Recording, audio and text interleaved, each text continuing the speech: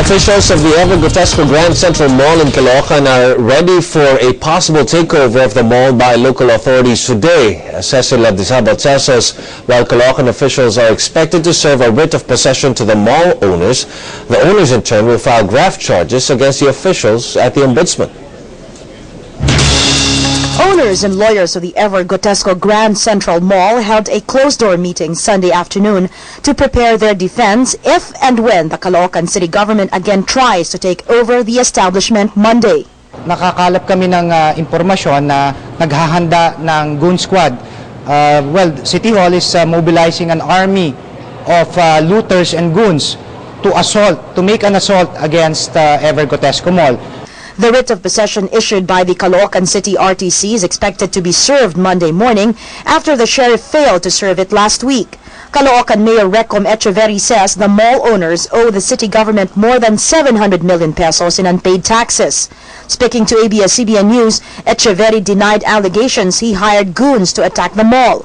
He said the case is now under the control of the court. Wala akong fino-form na goons for tomorrow. If ever there would be kung meron mga movements sa loob ng Gotesco building, yun po ay under the direct supervision and control of the sheriff and the court. The lawyers of the Ever Gotesco Mall are preparing to file graft cases against some Caloocan City Hall officials before the office of the Ombudsman.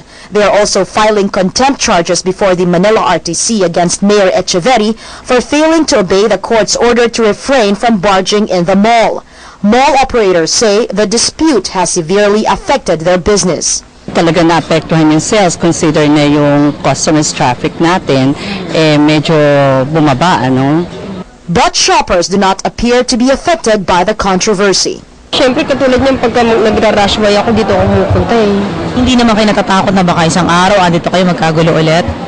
Hindi naman po. Siguro naman po kahit paano naman magkakaroon din naman ng kaayusan dito. Siyempre, hindi naman po papayag yung mga nandito na magkakagulo na. Cecil Ladizabal, ABS-CBN News.